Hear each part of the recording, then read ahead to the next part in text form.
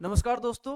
SSC के advance math को आसान बनाने के लिए हम आपके सामने एसएससी सीरीज फिफ्थ लेकर आपके सामने मौजूद हैं और मैं उम्मीद करता हूं कि आप एंजॉय कर रहे होंगे हमारी सीरीज को।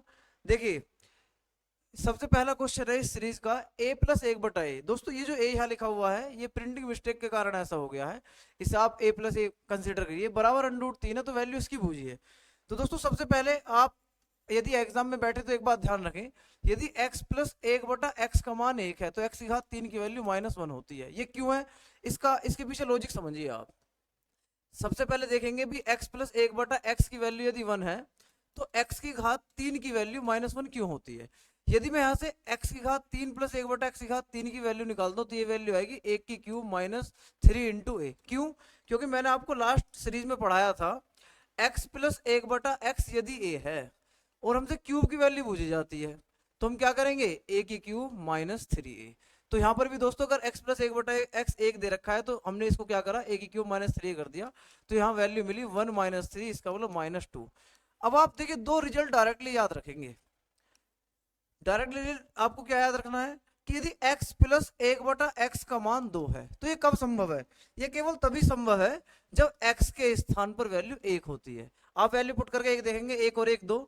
और यदि x प्लस एक बटा एक्स का मान -2 है तो ये रिजल्ट तब संभव होता है जब x का मान हमारा -1 मिलता है। आप यहाँ -1 वैल्यू पुट करेंगे तो आपको लगेगा -1 और -1 -2 वैल्यू आ रही है। अब आप ये बताइए अपनी तरफ से कि यदि x की घात 3 प्लस एक बटा एक्स की घात 3 -2 है, यहाँ बिल्कुल ये कंडीशन आ रही है, तो इसका मतलब x की घात 3 की वैल्यू क्या होगी? -1 होगी। तो ये कंडीशन दोस्तों इस तरीके से प्रूफ होती है। दूसरा तरीका इसका क्या है कि मैं इसका एलसीएम लेकर भी इसे प्रूफ कर सकता हूँ कि अगर x प्लस एक बटा एक्स की वैल्यू 1 है तो x की घात 3 की वैल्यू हमारी -1 आने वाली है। तो हम देखते हैं इस क्वेश्चन में किस तरीके से अप्लाई होगी। हमें दिया हुआ है कि a प्लस एक बटा ए बराबर है √3। सोचिए यदि मैं दोनों साइड का स्क्वायर की वैल्यू निकालता हूँ, ए स्क्वायर प्लस एक बटा ए स्क्वायर की, तो मैं जानता हूँ स्क्वायर की वैल्यू निकालने के लिए हम वर्क करके 2 घटा देते हैं। तो ये मिली 3 में से 2 गया 1, तो इसका मतलब है ए स्क्वायर प्लस एक बटा ए स्क्वायर की वैल्यू दोस्तों 1 आ गई। अब आप सोचिए मैंने यहाँ पढ़ाया है अगर x प्लस एक बटा एक्स हमारा 1 है तो इसकी पावर 3 की वैल्यू -1 होती है। तो इसका मतलब यहाँ से अगर मैं रिजल्ट निकालना चाह रहा हूँ तो यहाँ से ए स्क्वायर की पावर 3 की वैल्यू -1 होने वाली है। तो क्या होगा दोस्तों? a की पावर 6 की वैल्यू -1 आ गई। तो जहां जहां a की पावर 6 से -1 में वहां पुट कर दूंगा। किस तरीके से पुट करूंगा? देखिए, वैल्यू हमसे पूछी है a की पावर 18। a की पावर 18 का मतलब है a की पावर 3 की a की पावर 6 की पावर 3। अब आप बताइए a की पावर 6 की वैल्यू कितनी है? -1। तो ये मिला -1 की पावर 3। इसी प्रकार ये 6 की पावर 2 है तो इसका मतलब -1 की पावर 2 है। ये a की पावर 6 है तो ये -1 ही है और +1। तो आंसर मुझे मिलेगा -1 +1 -1 +1, तो आंसर आ गया 0। तो इसलिए ऑप्शन नंबर हमारा ए करेक्ट है। तो आपको ये रिजल्ट हमेशा ध्यान रखना है कि यदि x प्लस एक बटा एक्स का मान 1 है, यदि x प्लस एक बटा एक्स का मान 1 है तो x की घात 3 की वैल्यू -1 होती है। चलिए एक बात और बताइए, यदि x की पावर 4 प्लस एक बटा एक्स की पावर 4 की वैल्यू 1 है तो x की घात किसकी वैल्यू -1 होगी? तो मैं कहूंगा ये 4 यहाँ लिखूंगा, इसकी क्यूब की वैल्यू -1 आएगी, यानी कि x की घात 12 की वैल्यू है -1 आने वाली है। तो यहाँ जितनी पावर होगी उसकी पावर 3 की वैल्यू -1 होगी। ये रिजल्ट दोस्तों एग्जाम में बहुत ज्यादा यूज होता है, इसके लिए आप एक बार इसे डायरेक्टली याद कर लीजिए। चलिए क्वेश्चन नंबर 2 देखते हैं। ये त्रिकोणमिति का क्वेश्चन है और कितना आसान क्वेश्चन है आप ये देखेंगे। देखिए यहाँ पर कंडीशन लिखी हुई है कि अल्फा का मान 90 से छोटा है और ये 0 से बड़ा है। चलिए, वैल्यू दे रखी है sine alpha minus cos alpha बराबर है 7/13। यदि मैंने रेशियो का मुझे थोड़ा सा भी ज्ञान है तो इस तरह इस क्वेश्चन में मैं जानता हूं कि साइन की वैल्यू होती है अगर हम रेशियो के आधार पर देखेंगे लंब बटे कर्ण, यानी कि परपेंडिकुलर और हाइपोटेनियस। और कोस अल्फा की वैल्यू होती है आधार बटे कर्ण, यानी कि नीचे हमेशा कर्ण यानी कि हाइपोटेनियस मिलेगा आपको। तो दोस्तों मैं जानता हूं अगर हाइपोटेनियस 13 है तो ऐसी कौन से पाइथागोरस ट्रिपलेट है जिसमें बड़ी भुजा 13 आती है? तो मैं जानता हूं ये होती है 5 12 13। हमने काफी बार याद करा है। अगर ये 13 है तो इसका मतलब इनमें से या तो ये 12 है या ये 12 है या ये 5 है, ये 5 है। कौन सी 5 है? तो साइन वाली वैल्यू बड़ी होनी चाहिए। तो साइन जो होता है, साइन में लंब आता है परपेंडिकुलर, तो इसका मतलब परपेंडिकुलर वाली वैल्यू हमारी बड़ी होनी चाहिए। तो ये 12 है और ये हमारी वैल्यू 5 है। तो वैल्यू बूझिए हमसे sine alpha plus cos alpha की। अब बताइए दोस्तों साइन अल्फा क्या है? भाई ये बटे ये, यानी कि साइन अल्फा की वैल्यू है 12/13। और कोस अल्फा की वैल्यू है 5/13। तो आंसर आ गया 12 5 17/13। तो ऑप्शन हमारा दोस्तों ए करेक्ट है। तो मैं उम्मीद करता हूँ ये क्वेश्चन भी आपके समझ में आ गया होगा। चलिए नेक्स्ट क्वेश्चन की तरफ मूव कर जाते हैं हम। क्वेश्चन है दोस्तों, if ABC is a quarter circle, इसका मतलब ये है कि एबीसी हमारे पास एक क्वार्टर सर्कल है। मतलब यदि मैं एक क्वार्टर सर्कल बनाऊं दोस्तों इस तरीके से, तो ये एक क्वार्टर सर्कल हो गया। आप ध्यान देंगे, यदि कोई सर्कल हम लेते हैं, ये हमारे पास दोस्तों सर्कल है, और यदि सर्कल के हमने 4 हिस्से कर दिए बराबर बराबर, किस तरीके से देखेंगे जरा आप, इस तरीके से हमने 4 हिस्से करे, एक हिस्सा ये आधे आधा हिस्सा हो गया और दूसरा हिस्सा हमने यहां से निकाल दिया, तो अब ये सर्कल 4 इक्वल पार्ट्स में डिवाइड हो गया है। कैसे? एक पोर्शन इसका ये है, दूसरा पोर्शन दोस्तों इसका ये है, तीसरा पोर्शन इसका दोस्तों ये है, और चौथा पोर्शन इसका है आपका ये वाला। तो ये प्रत्येक हिस्सा क्वाड्रेंट कहलाता है। और यहाँ पर क्वार्टर सर्कल की बात करिए तो इसका मतलब ये है कि क्वार्टर सर्कल का मतलब है कि इसका फोर्थ पार्ट जो मैंने यहाँ पर बना दिया है। चलिए देखते हैं क्या, इसके बाद इन्होंने क्या लिखा है, and a circle is inscribed, इसका मतलब एक वृत्त इसके अंदर बनाया हुआ है। मैं एक सर्कल इसके अंदर ड्रॉ करना चाहूंगा। ये दोस्तों इसके अंदर एक सर्कल बनाया हुआ है। अब आगे इसने कहा है if A B is 1 centimetre, ये है ए बी और सी, ए बी 1 सेंटीमीटर है, इसका मतलब इसने वैल्यू ये वाली दे रखी है 1 सेंटीमीटर। चलिए आगे और क्या कहा है, find radius of the smaller triangle circle, smaller circle यानी कि जो छोटा वाला सर्कल है इसकी मुझे रेडियस निकालनी है। ये आर है और ये भी आर है, तो दोस्तों मुझे यही फाइंड करनी है। तो मैं किस तरीके से देखूंगा, देखिए यदि आप एग्जाम में बैठे हैं तो आपको एक चीज नजर आ रही होगी, एक चीज ये नजर आ रही होगी कि ये जो वैल्यू है यहां से यहां तक हम मुझे पता है कितनी है भैया, ये 1 सेंटीमीटर है, तो इस तरीके से अगर मैं देख रहा हूं तो ये भी 1 सेंटीमीटर होगी। अब आप सोचिए अगर यदि ये आर है और ये आर है, तो वैल्यू मैं अगर इसे निकालूंगा, ये आर है ये आर है, तो ये यहां से लेकर यहां तक की वैल्यू आर अंडर रूट 2 हो गई। इसके पीछे लॉजिक क्या है, क्योंकि ये एक स्क्वायर है और मैं जानता हूं वर्ग में अगर भुजा पता है, ये भुजा पता है, ये भुजा पता है, तो वर्ग का विकर्ण निकालने के लिए ए अंडर रूट 2 होता है। तो चलिए ये आर अंडर रूट 2 है और यहां से यहां तक ये आर ही है, तो इसका मतलब r plus r under root 2 की वैल्यू हुई ये पूरी है, जो कि ए बी के बराबर थी, यानी कि 1 सेंटीमीटर है। तो दोस्तों अगर मैं आर की वैल्यू निकाल लेता हूं तो ये आएगा under root 2 plus 1 is equal to 1। तो आर की वैल्यू यहां से निकल कर आई हमारे पास 1/√2 प्लस 1, और मैं इसमें अगर कंजुगेट की गुणा लगाऊंगा √2 माइनस 1 की, तो यहाँ पर वैल्यू मुझे मिलने वाली है √2 माइनस 1। तो इसलिए ऑप्शन नंबर हमारा ए करेक्ट है। तो मैं उम्मीद करता हूँ ये क्वेश्चन भी आपको अच्छा लगा होगा। नेक्स्ट क्वेश्चन की तरफ मूव करते हैं दोस्तों। आप इन क्वेश्चंस को केवल देखिए मत, आप कॉपी पेंसिल उठाइए और मेरे क्वेश्चन करने से पहले आप खुद क्वेश्चन सोल्व कीजिए। या विश्वास कीजिए यदि आपने 15 से 20 सीरीज हमारे साथ पहले खुद सोल्व करी, उसके बाद हमारा सॉल्यूशन देखा, तो आप एडवांस मैथ में इस काबिल हो जाएंगे कि एसएससी में जितने भी क्वेश्चन आएंगे आप पहली बार में हिट कर देंगे। तो इसलिए मेरी आपसे गुजारिश है कि आप केवल इस वीडियो को देखिए मत, मुझसे पहले क्वेश्चन सोल्व करने की कोशिश कीजिए और आंसर बताइए, फिर चेक कीजिए आंसर इतना ही आ रहा है कुछ और आ रहा है। दोस्तों एक बार क्वेश्चन फिर वही मिला है जो भी हमने किया था। देखते हैं हमने क्या करा था। क्वेश्चन है कि a प्लस 1/a बराबर है √3। तो सबसे पहले मैं वर्क कर लेता हूँ। ए स्क्वायर प्लस 1/a स्क्वायर का मान क्या आएगा, √3 का वर्ग माइनस 1, यानी कि सॉरी वर्क करके हम 2 घटाते हैं -2, तो आंसर आया 3 में से 2 गया 1। तो दोस्तों a square plus 1/a square की वैल्यू है 1। अब आप सोचिए यदि वैल्यू 1 होती है यहाँ पर, तो मुझे किसी की क्यूब की वैल्यू -1 मिलती है, किसकी, इसकी क्यूब की, यानी कि a स्क्वायर की पावर 3 हमारा -1 आने वाला है। तो इसका मतलब a की पावर 6 हमें -1 मिल गया। तो जहां जहां क्वेश्चन पूछा गया है उसमें मैं a की पावर 6 के स्थान पर -1 पुट करने वाला हूं। हमसे क्वेश्चन क्या पूछा गया है, हमसे क्वेश्चन पूछा गया है दोस्तों a की पावर 6 यानी कि -1 माइनस 1/a की पावर 6 यानी कि यहाँ भी -1 प्लस 2। तो दोस्तों देखिए माइनस माइनस प्लस, तो -1 प्लस 1 प्लस 2, इस एक से एक कैंसिल हो गया तो आंसर आया 2। तो इसलिए ऑप्शन नंबर हमारा बी करेक्ट है। मैं उम्मीद करता हूँ ये चीज आपके समझ में जरूर आई होगी। चलिए नेक्स्ट क्वेश्चन देखते हैं क्या है। क्वेश्चन नंबर 5 देखिए अलजेब्रा का क्वेश्चन है और ये कहीं ना कहीं फैक्टर का क्वेश्चन है। किस तरह का क्वेश्चन है आप जरा ध्यान देंगे। x बराबर 16 दे रखा है, तो सबसे पहले मैं सोचूंगा कि ये x माइनस 16 बराबर 0 है। अब मैं इसको x माइनस 16 बनाऊंगा किस तरीके से, दोस्तों जरा ध्यान देंगे इस चीज को अच्छे से। आप भाई x की पावर 4 है माइनस 17 को मैं लिखूंगा x की 16 x की पावर 3। इसके पीछे लॉजिक क्या है, यदि मैं x की घात 3 कॉमन ले लूंगा तो x माइनस 16 बचेगा, माइनस x की घात 3। अब -16 और -1 तो -17 प्लस ये 17 को मैंने 2 भागों में तोड़ा, 16x square plus x square, अभी भी ये 17 ही है। इस वाले 17 को फिर मैं इसी तरह ब्रेक करूंगा, -16x माइनस x और प्लस 17 मैं ऐसे छोड़ दूंगा। अब ये बताइए यदि मैं यहाँ से कॉमन ले लेता हूँ तो इन दोनों में x की घात 3 हमने बाहर ले लिया, तो क्या बचा x माइनस 16। यदि मैं यहाँ से एक्स स्क्वायर कॉमन ले लूंगा तो क्या बचेगा, एक्स माइनस 16। यदि मैं यहाँ से एक्स कॉमन ले लूंगा तो क्या बचेगा, x minus 16 minus x plus 17।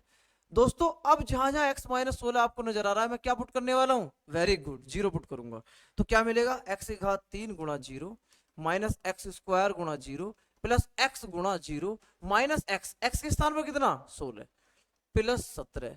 तो आंसर मुझे मिलने वाला ये जीरो ये जीरो ये जीरो, तो माइनस 16 प्लस 17, आंसर आ गया 1। तो ऑप्शन हमारा बी करेक्ट है। मैं उम्मीद करता हूं क्वेश्चन बहुत अच्छा लगा होगा आपको। चलिए क्वेश्चन नंबर 6 देखते हैं दोस्तों। क्वेश्चन नंबर 6 है x बराबर इतना y बराबर इतना। देखिए ऑप्शन देखिए, यदि आप ऑप्शन देख रहे हैं तो इसमें आपको अल्फा नजर नहीं आ रहा होगा, इसका मतलब ये एलिमिनेशन ऑफ थीटा का क्वेश्चन है ट्रिग्नोमेट्री में। दोस्तों हम एलिमिनेशन ऑफ थीटा किस तरीके से करते हैं आप इस बात को ध्यान देंगे। सबसे पहले देखिए x बराबर दे रखा है इसने h plus a sec alpha. यदि मैं इंडिविजुअली sec अल्फा की वैल्यू निकालूंगा तो h को ट्रांसफर करूंगा, ये आएगा a sec अल्फा, और sec अल्फा की वैल्यू मुझे मिली दोस्तों x माइनस एच बटे ए। यदि मैं इससे कोस अल्फा निकाल दूं तो वैल्यू आएगी a बटे एक्स माइनस एच। तो इसका मतलब मैं यहां से कोस की वैल्यू निकाल सकता था। चलिए अब आप मुझे बताइए क्या यहां से साइन की वैल्यू निकाली जा सकती है, वेरी गुड, निकाली जा सकती है। तो साइन का मान डायरेक्ट क्या लिख सकता हूं, ये b बटे वाई माइनस के। यदि मैं सिमिलर पैटर्न पर सोल्व करता हूं तो साइन की वैल्यू मुझे ये मिली, लेकिन मुझसे पूछा क्या है, ऑप्शन पूछा है, तो दोस्तों मैं अल्फा एलिमिनेट करूंगा। तो क्या आपको कोई ऐसा फॉर्मूला पता है जिसमें अल्फा एलिमिनेट हो जाए, वेरी गुड, इसका मतलब हम जानते हैं भाई sine square alpha plus cos square alpha बराबर 1। साइन अल्फा की वैल्यू बताइए क्या है, साइन अल्फा की वैल्यू है b बटे वाई माइनस के का होल स्क्वायर प्लस a बटे एक्स माइनस एच का होल स्क्वायर बराबर 1। अब आप मुझे ये बताइए क्या आपके पॉइंट समझ में आ रहा है कि भाई ये ऑप्शन कहाँ मिल रहा है, ए स्क्वायर बटे एक्स माइनस एच का होल स्क्वायर, ए स्क्वायर बटे एक्स माइनस एच का whole square plus b square बटे वाई माइनस के का होल स्क्वायर। इसका मतलब आंसर हमारा बी करेक्ट है। तो मैं उम्मीद करता हूँ ये भी चीज आपके समझ में आई होगी। चलिए इससे नेक्स्ट क्वेश्चन की तरफ मूव करते हैं दोस्तों। क्वेश्चन नंबर है 7। दोस्तों ये सिमिलरिटी का क्वेश्चन है। सिमिलरिटी दोस्तों जब हम आपको पढ़ाएंगे वहां आपको ये डिटेल में समझ में आएगी, लेकिन आप ये समझ लीजिए कि इस क्वेश्चन समझने से पहले कि एक थेल्स साहब आए हैं। थेल्स साहब ने क्या कहा है, उन्होंने कहा है कि भाई यदि आप किसी त्रिभुज में बेस के समांतर एक लाइन ड्रॉ कर देते हैं और इसको डी कह देते हैं, इसको ई कह देते हैं, तो ये जो त्रिभुज के दो भाग हुए इन दोनों भुजाओं का रेशियो हमेशा समान होता है। क्या क्या मतलब कि ए डी बटे डी बी बराबर है ए ई बटे ई सी। इसमें कंडीशन ये है कि ये दोनों रेखा समांतर है, पर इस क्वेश्चन में मेरे दोस्तों रेखा समांतर नहीं है। इसने ये सिंबल का यूज नहीं करा तो इसका मतलब ये रेखा समांतर नहीं है। तो इसका मतलब थेल्स थ्योरम तो यहाँ लगेगी नहीं, तो कौन सी लगेगी, तो दोस्तों सिमिलरिटी के आधार पर एक कंडीशन आती है, क्या है वो देख लीजिए आप एक बार। जो कंडीशन आती है हमारी वो कंडीशन ये है कि यदि मैं कोई त्रिभुज बनाता हूं और यहां पर एक लाइन बेस के समांतर होकर थोड़ी तिरछी हो जाती है इस तरीके से, ये मान लो ए है, ये बी है, ये सी है, ये डी है और ये ई है, तो उन्होंने कहा है कि भाई मान लो ये कोण इसके बराबर है। तो आप सोचिए सिमिलरिटी प्रूफ करने के लिए कम से कम दो त्रिभुजों में दो एंगल का बराबर होना जरूरी है। ये छोटे वाले त्रिभुज का हिस्सा है कोण है और ये बड़े त्रिभुज का कोण है, और ये कोण ऐसा है जो छोटे में भी है और बड़े में भी है। तो इसका मतलब ये छोटा वाला त्रिभुज और बड़ा वाला त्रिभुज सिमिलर है दोस्तों। तो यदि मैं साइड्स लेता हूं, छोटे त्रिभुज की मैंने साइड ली ये वाली, ये है ए डी, और ये छोटे त्रिभुज में इस कोण के सामने वाली भुजा थी, और बड़े त्रिभुज में ये वाला कोण इसके बराबर है और इसके सामने वाली भुजा AC है, ये आ गया AC। अगर मैं अब इसको दूसरे रूप में देख रहा हूं दोस्तों, यदि मैं छोटे त्रिभुज की ये वाली साइड लेता हूं AE क्या है, AE है इस वाले एंगल के सामने वाली भुजा। अब सोचिए ये कोण इसके बराबर था, ये इसी के बराबर था, तो ये कोण तो इसके बराबर आने वाला, और इसके सामने वाली भुजा है AB।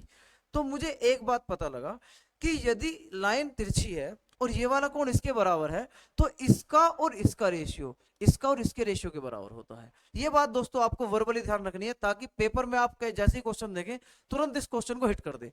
किस तरीके से मैं इसको यहाँ पर अप्लाई करा के दिखाना चाहता हूँ आपको। दोस्तों ये देखिए यहाँ पर ये 9 सेंटीमीटर, ये 4 सेंटीमीटर, ये कोण x है और ये इसके बराबर है। तो आप सोचिए ये कोण है x और ये इसके बराबर है, तो इसका मतलब यहां पर इसका और इसका रेशियो इसके और इसके रेशियो के बराबर है। मतलब कि यदि मैं 9 लेता हूं यहां पर दोस्तों, ये 9 बटे 6 प्लस एक्स बराबर, यहां पर अगर मैं 6 लेता हूं तो नीचे आएगा 9 और 4 13, तो 3 से हमारा 2 बार, 3 से 3 बार, ये 13 तिया 39 प्लस 6 दूनी 12, 13 × 39 बराबर 6 दूनी 12 प्लस 2x। तो दोस्तों 2x का मान आ गया आपका 27, और 27 का आधा होता है, 27 का आधा होता है भाई 13.5 सेंटीमीटर। तो इसका मतलब आंसर हमारा ए करेक्ट है। दोस्तों इस तरह के क्वेश्चन आपको हमारी सीरीज में बहुत सारे देखने को मिलेंगे। आप बस एक बार समझ लीजिए, जैसे ही नेक्स्ट क्वेश्चन आएगा आप वहां पर क्वेश्चन को हिट जरूर करेंगे। तो मैं उम्मीद करता हूँ ये चीज आपके समझ में आ रही होगी। लेकिन आप यदि समझ रहे हैं तो अच्छा है, लेकिन मेरे साथ यदि आप सोल्व करते हैं तो और ज्यादा बेहतर है। देखिए सेम क्वेश्चन है जो मैंने अभी करा था, हम इसको बिना लिखे यहाँ पर हिट करने की कोशिश करेंगे कि हम पेन ना चलाएं और आंसर निकाल दें। देखते हैं कैसे। भाई मैं जानता हूं कि ये कौन 57 है, तो देखना क्या ये भी 57 है, तो मैं कहूंगा भी निश्चित रूप से 57 है। कैसे? ये पूरा एंगल होता है दोस्तों 180, जिसमें ये 123 है, 180 में से 123 घटाऊंगा तो 57 ही आ रहा है। तो इसका मतलब है कि ये कोण इसके बराबर है। तो कंडीशन वही बनती है जो मैंने आपको अभी सिखाई थी। इसका मतलब इस भुजा का इस बड़ी से रेशियो इस साइड का इस वाली साइड से रेशियो के बराबर होगा। कैसे देखते हैं भाई, इनने दे रखा है एडी 11, ये 11 है, इनने ए भी दे रखा है 18, इसका मतलब पूरी साइड 18 दे रखी है दोस्तों। और क्या कहा है, ए 9 है, ये 9 है, और भुजा ईसी। अब ये बताइए, मैंने आपको अभी पढ़ाया था इसका और इसका रेशियो, ये कितनी है 9 और ये है 18, तो 9 और 18 का रेशियो आ गया 1:2। भाई 9 और 18 का रेशियो आ गया, ये 11 थी, 9 और 18 का रेशियो 1:2 है। तो इसका मतलब ये 1 होगी और ये 2 होगी, अर्थात ये 11 है तो ये 11 दूनी 22 होगी। जब ये 22 सेंटीमीटर है दोस्तों पूरी रेखा आपकी, जिसमें ये 9 है तो 22 में से 9 होगा, ये 13 सेंटीमीटर आ गया। तो इसका मतलब ऑप्शन कौन सा करेक्ट है भाई? ऑप्शन हमारा दोस्तों सही है, सी करेक्ट। तो मैं उम्मीद करता हूं ये क्वेश्चन भी आपके समझ में आया होगा। चलिए नेक्स्ट क्वेश्चन की तरफ मूव कर जाते हैं। क्वेश्चन क्या है, ये कह रहा है ए की cube plus b cube plus c cube minus 3abc। दोस्तों ए की क्यूब प्लस बी की क्यूब प्लस सी की क्यूब माइनस 3abc, ये हमारे पास एक जनरल फॉर्मूला होता है। जब अलजेब्रा हम पढ़ाएंगे वहां आप इन चीजों को सीखेंगे कि ये आया कहां से है। इसके दो रूप होते हैं, एक तो रूप होता है a plus b plus c, और अंदर होता है a square plus b square plus c square minus a b minus b c minus c a. अब आप सोचिए यदि मैं इसी रूप का उपयोग करता हूं तो मुझे यहाँ पर नंबर पुट करने पड़ेंगे और यहाँ ए स्क्वायर निकालना पड़ेगा, यानी कि इसकी गुणा इसी में लगाऊंगा, और यहाँ बी की बी में लगाऊंगा, सी की सी में लगाऊंगा, और यहाँ पर ए की गुणा बी में लगानी पड़ेगी। तो ये क्वेश्चन काफी बड़ा हो जाएगा। तो इसलिए इसका रूप चेंज करा गया है। क्या रूप है दोस्तों? यदि मैं यहाँ से 2 से गुणा भाग कर लूँ तो ए माइनस बी का फॉर्मूला बन जाएगा होल स्क्वायर में। तो मैं यार आपको जब नेक्स्ट सीरीज आएगी वहां पर इस चीज को हम सोल्व करा के दिखा देंगे। फिलहाल मैं इसको डायरेक्ट इसका रूप लिख रहा हूँ। तो ये आता है half of a plus b plus c, अंदर मिलता है ए माइनस बी का whole square plus b minus c का whole square plus c minus a का होल स्क्वायर। दोस्तों ये चीज आपको ध्यान रखनी है। अब इसका हम यूज कैसे कर सकते हैं, देखिए यदि मैं इसको यहाँ सोल्व करता हूं तो अब मुझे ए का स्क्वायर निकालना नहीं पड़ेगा, जैसे यहाँ 225 का स्क्वायर में निकाल रहा था। यहाँ है ए और बी का डिफरेंस, तो इन दोनों का डिफरेंस कितना, 1, तो ये आ गया 1 का वर्ग प्लस बी और सी, यानी कि इन दोनों का डिफरेंस, ये भी 1 है तो 1 का वर्ग फिर लिखेंगे, सी माइनस है यानी कि इन दोनों का डिफरेंस, तो 227 में 225 गए, ये आएगा दोस्तों 2 का वर्ग। और यहाँ पर अगर मैं देख पा रहा हूं तो ये इन तीनों का टोटल है। अब तीनों का टोटल करना भी देखिए दोस्तों, मैं एग्जाम में बैठूंगा तो तीनों का टोटल नहीं करूंगा, मैं 227 में से एक इसमें डालूंगा, तो ये 226, ये भी 226, ये भी 226, और 226 दिया 678 होते हैं, और हाफ हमारा भार चल रहा है। तो इसका मतलब 2 से अगर मैं भाग करूंगा तो ये 4 और 1 5 और 1 6 है। तो दोस्तों यदि मैं 2 से भाग करूंगा तो 2 से मैं भाग करूंगा 6 को, इसका मतलब 678 गुणा 6, और 2 से भाग करूंगा ये 3 बार, तो ये आ गया 8 या 24, 2 7 से 21 और 2 23, तो बाद में 34 आ रहा है। कौन से ऑप्शन में बाद में 34 है? ऑप्शन नंबर ए में बाद में 34 है। तो दोस्तों क्लियर हो गया होगा। चलिए नेक्स्ट क्वेश्चन की तरफ मूव कर जाते हैं। क्वेश्चन 10 बहुत आसान है, बहुत बढ़िया है, कोऑर्डिनेट ज्योमेट्री का क्वेश्चन है। और यदि आप बात करेंगे तो एसएससी मेंस में कोऑर्डिनेट ज्योमेट्री क्वेश्चन देखने को जरूर मिलता है। क्या क्वेश्चन है, यदि line 3x + 4y = 24 cuts the x axis at a. दोस्तों ये लाइंस है हमारी, ये एक्स अक्ष है और ये वाई अक्ष है। अगर आप देख रहे हैं कि ये 3x + 4y = 24 जो लाइन है, लाइन हमने दोस्तों ये मान ली ये 3x + 4y = 24 है। तो पूछ रहा है कि दी axis at A, x axis को ए पर इंटरसेक्ट करता है और वाई एक्सिस को बी पर इंटरसेक्ट करता है। तो पूछा एरिया ऑफ ट्रायंगल एओबी, ये दोस्तों ओ इसका ओरिजिन है, मेंशन नहीं करा लेकिन आप इसे कंसीडर करेंगे, अंडरस्टूड है दोस्तों ये। तो हमें एरिया निकालना है, कौन से त्रिभुज का एरिया निकालना है भाई हमें? यदि आप देख रहे हैं तो इस ट्रायंगल का हमें एरिया निकालना है। तो आप देखिए दो बातें ध्यान रखेंगे, एक तो एरिया डायरेक्ट होता है यदि लाइन दे रखी है ax + by + c = 0 और कोऑर्डिनेट एक्सिस दे रखे हैं। तो डायरेक्ट एरिया का फॉर्मूला होता है डेल बराबर सी स्क्वायर बटे 2ab। इसके माध्यम से मैं एरिया निकाल सकता हूँ। कितना एरिया आने वाला है, यदि आप देख रहे हैं यहाँ सी की वैल्यू 24 है, तो 24 गुणा 24 बटे 2 गुणा ए की वैल्यू 3 और बी की वैल्यू 4 है, तो 4 दिए 12 दूनी 24 से 24 खत्म, तो आंसर आ गया 24 सेंटीमीटर स्क्वायर। इसका मतलब ऑप्शन हमारा बी करेक्ट है। दोस्तों ये तो मेथड है हमारा, यदि हमारे फॉर्मूला याद है तो। और यदि बाई चांस फॉर्मूला याद नहीं है हमारे, तो हम इसको किस तरीके से सोल्व कर सकते हैं। देखिए सबसे पहला आप ये समझिए भाई, ये एक राइट एंगल ट्रायंगल है जिसमें इसका ये बेस है और ये इसकी हाइट है। यदि मुझे बेस और हाइट पता लग जाए तो मैं एरिया डायरेक्ट निकाल सकता हूं। तो बेस निकालने के लिए मुझे एक्स अक्ष पर ये इंटरसेप्ट की लेंथ निकालनी पड़ेगी। और ये इंटरसेप्ट की लेंथ कितनी है, यहां पर मैं जानता हूं जहां एक्स अक्ष होता है वो वाई होता ही नहीं है, वाई से कोई लेना देना नहीं होता, तो मतलब वाई हम 0 पुट कर देंगे। तो यदि मैं वाई 0 पुट कर दूंगा तो ये मुझे मिलेगा 3x बराबर 24। तो एक्स का मान आ गया दोस्तों 8। एक्स जब 8 है तो इसी प्रकार में y निकालूंगा, x 0 पुट करूंगा तो y का मान आएगा दोस्तों हमारे पास 6। तो मुझे भाई ये बताइए अब एरिया कितना निकला, एरिया बराबर 1/2 बेस इंटू हाइट। बेस कितना है 8 और हाइट कितनी है 6, तो 2 से हमारा 4 बार 6 चौक 24 सेंटीमीटर स्क्वायर इसका आंसर आ गया। तो आप किसी भी मेथड का उपयोग कीजिए, मैथमेटिक्स का आंसर हमेशा सेम आता है। चलिए नेक्स्ट क्वेश्चन की तरफ मूव कर जाते हैं। क्वेश्चन 11 दोस्तों, ये एक क्वेश्चन शायद इसमें फालतू हो गया, कोई बात नहीं, हम इसे कवर कर लेते हैं। एबीसी एक त्रिभुज है, कोण ए बी, कोण ए, कोण बी और कोण सी के आंतरिक द्विभाजक परिवृत्त को क्रम से एक्स वाई जेड पर काटते हैं। दोस्तों समझिए, सबसे पहले एक त्रिभुज ले लेते हैं हम, क्या है। यदि हम बात करेंगे, एक त्रिभुज है हमारे पास और एक वृत्त है। एक हमारे पास एक दोस्तों सर्कल आ गया और एक हमारे पास इसके अंदर ट्रायंगल लेना है हमें। चलिए ट्रायंगल बना लेते हैं। क्या है ट्रायंगल दोस्तों, ये हमारे पास है ट्रायंगल।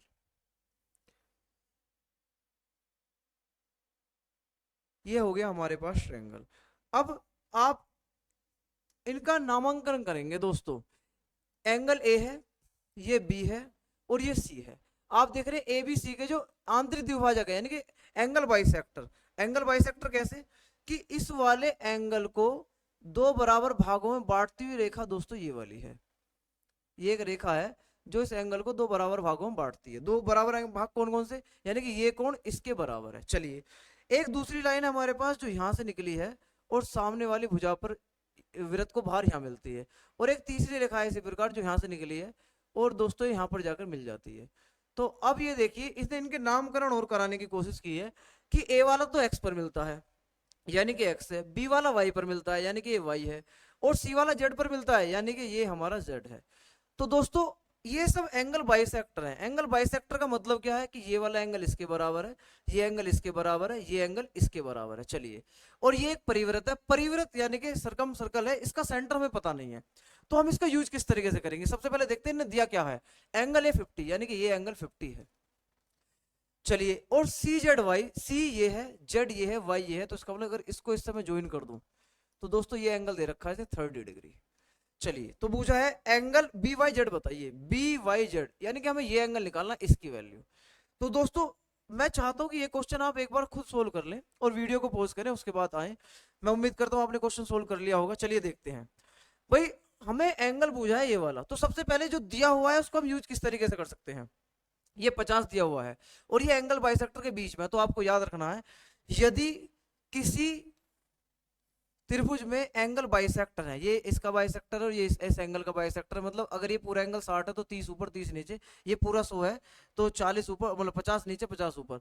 तो दोस्तों ये जो एंगल होता है ये होता है 90 प्लस, ये अगर ए मान लें, ये बी मान लें, सी मान लें, तो 90 प्लस ए बटे 2 यानी कि 90 प्लस इस वाले एंगल का आधा। तो सोचिए ये वाला एंगल क्या आएगा, 90 प्लस 50 का आधा 25, तो ये मिल गया आपको 115 डिग्री।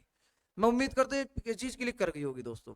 चलिए अब मुझे ये बताइए, क्या ये एंगल मुझे पता है, तो मैं कहूंगा बिल्कुल पता है। इस चाप से एक तो ये कोण बनना है दोस्तों 30 डिग्री, और इसी चाप से एक कोण बनना है ये वाला, तो यानी कि ये इसके बराबर है। क्यों बराबर है, क्योंकि यदि हम एक ही सर्कल के कोण देखें तो एक वृत्तखंड के कोण बराबर होते हैं। किस तरीके से दोस्तों, कि यदि ये सर्कल है हमारा और इस चाप से मैंने एक एंगल यहां बनाया है और इसी चाप से मैंने एक एंगल यहाँ बनाया है, तो ये दोनों कोण आपस में बराबर होते हैं। अच्छा, ये दो ही होंगे, यदि मैं यहाँ से बना दूं तो मैं कहूंगा भाई ये भी बराबर होगा, और अगर यहाँ ले तो ये भी बराबर होगा। अर्थात एक ही चाप से कितने भी कोण बने सब आपस में क्या होते हैं, बराबर होते हैं।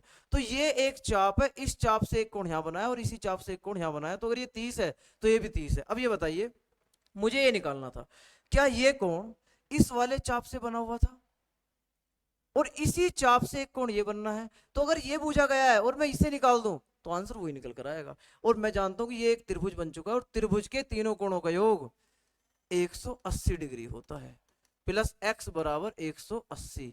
तो x का मान आ गया दोस्तों 180 माइनस 145, तो आंसर आ गया 35 डिग्री। तो इसलिए ऑप्शन हमारा ए करेक्ट है। तो दोस्तों मैं उम्मीद करता हूं ये सीरीज आपको बेहतर लगी होगी। दोस्तों आपसे कुछ समर्थन की जरूरत है, उम्मीद है। आप यदि सिंगल स्टूडेंट देख रहे हैं और आपको हमारा कंटेंट अच्छा लग रहा है तो कोशिश कीजिए कि आप एक तक तो इसको जरूर पहुंचाएं। धन्यवाद दोस्तों।